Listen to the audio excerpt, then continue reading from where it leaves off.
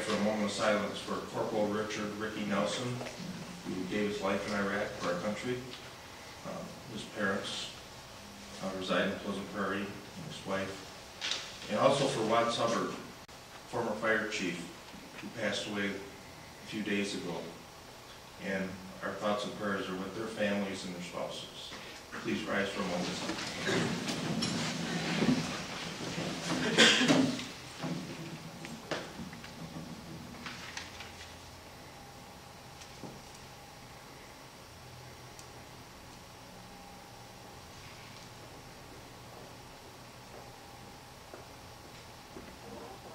Please join me in the Pledge of Allegiance. I pledge allegiance to the flag of the United States of America and to the republic for which it stands, one nation, under God, indivisible, with liberty and justice for all. Brings us to item 3, roll call. John Stepford. Here. Monica Eubanks. Here. Steve Korkowitz. Here. Brian Allen. Here. Mike Serpenberg.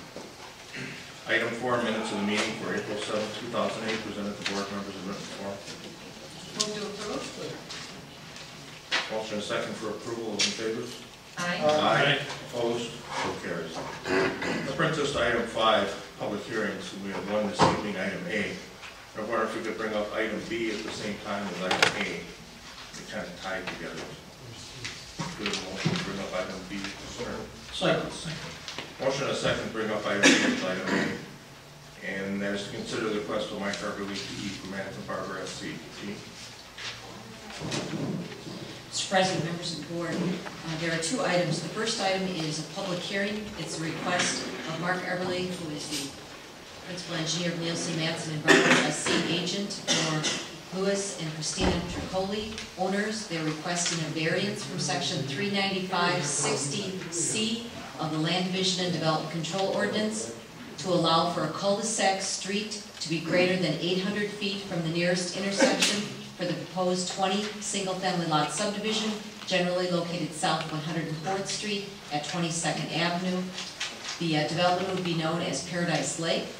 And then the second item, which is related under new business, item B, to receive Plan Commission recommendation and consider the request of Mark Everly of Nielsen, Madsen & Barber, agent for Louis and Christina Tricoli, owners of the properties, generally located south of 104th Street at 22nd Avenue. And this is for the approval of a conceptual plan for the proposed Paradise Lake development for the proposed 20 single-family lots and 4 outlots. The petitioner is requesting approval of a conceptual plan for proposed 20 single-family lot subdivision. This subdivision, as shown on the slide, is just south of 22nd Avenue, coming off of 104th Street. It's the area that is crosshatched on the slide, and on the second slide it does show that there's a large lake that's located in the center of their proposed development. And the lots would be located around the lake on the north, east, and west sides. In accordance with the village's comprehensive plan, this project is located within the Tobin Road neighborhood. It does require that lots be within the 12,000 to 18,999 square feet or more per dwelling unit category. In addition, the western portion of the site is located within an urban reserve area. What that means is that the urban reserve area is an area that should not develop until such time as there is a neighborhood plan and municipal sewer and water that is readily available to the site. On May 24th, 2004, the Plan Commission held a public hearing and approved the Tobin Road Neighborhood Plan. This is about a mile square area that is between 104th and 116th Street, between the bike trail and Sheridan Road. And this includes the Paradise Lake area, which is in the north-central portion of this neighborhood. The neighborhood plan indicated that single-family lots on the west side of the lake would be developed on a private road. However, as you can you'll see this evening that the staff is recommending that this area and this subdivision be served by all public roads. Paradise Lake subdivision, the site area is 45.83 acres. There are 20 single-family lots and 4 outlots that are being proposed. The lots range in size from 13,776 to 31,335 square feet in area. The average lot size is just under 1/2 acre at 20,472 square feet. The net density proposed is 1.5 units per acre. Under population projections for this subdivision, there would be 55 persons and 13 school-aged children at full build-out. This particular subdivision has a great deal of open space. Approximately 68.5% of the entire site, or 31.6 acres, would remain in open space, which includes, of course, the lake in the center. 28.3 acres were field delineated on the site as wetlands by the Wisconsin, and the developer has been working with the Wisconsin DNR. There are 2 small areas that are on the west side of the lake. It's located just south of where 24th Avenue would be located, that would need to be filled in order to accommodate the extension of the public road on the west side of the lake.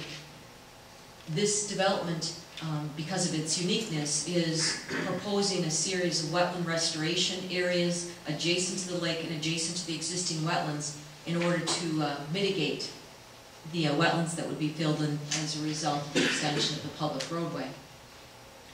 This is a copy of the Wetland Mitigation and Restoration Plan, and again, they're working with the Wisconsin DNR in order to make those accommodations and to compensate for the wetland being filled. Public improvements for the site. The site is intended to be serviced by public sanitary sewer, water, and storm sewer.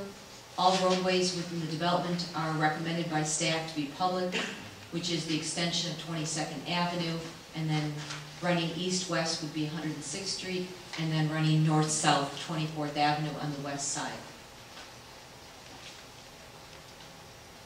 A cul-de-sac is being constructed at the south end of 24th Avenue. The village staff is recommending that not only there be a temporary cul-de-sac there, and it will be permanent in the future, but there also be provisions for the extension of that roadway further to the south in order to service additional vacant lands if and when those lands develop. So this would be a right-of-way that would be extended to the south. The developer is intending that those lots would be built on by single-family homes, and the orientation of those homes would stay on the cul-de-sac even though that road does get extended. If the conceptual plan is approved by the village board, the staff recommends that the neighborhood plan then be amended. As previously indicated, there are a couple of different things that would need to be amended. First of all, that the private road is proposed to be public, and then in addition that there would be extensions to the south in order to interconnect to the vacant land to the south. And right up here at about 106th Street, that there will be an extension, again, to interconnect the neighborhoods and provide other opportunities for cross-access between the development. As part of the public hearing this evening, the developer is requesting a variance, and that is from the village's Land Division and Development Control Ordinance, and it has to do with the length of a proposed dead-ended roadway, and that would exceed the allowable distance of 800 feet. As previously discussed, pursuant to the plan, 106th Street is proposed to be extended to the west, and 24th Avenue is proposed to be extended to the south. But until that time, in order for this development to occur, a variance would need to be granted. Specifically, 24th Avenue would be temporarily terminating in a cul-de-sac. And as you can see on the slide, there are various distances if you measure all the way to the end of that cul-de-sac at the end of 24th Avenue. There would be 2,150 feet from the proposed intersection of the construction with the emergency access at 106th Street, 1,300 feet south of the proposed intersection of 24th Avenue and 106th Street, or 4,075 feet from the intersection at 104th Street and 22nd Avenue. So depending on where you measure from, that distance could be determined to be a longer distance.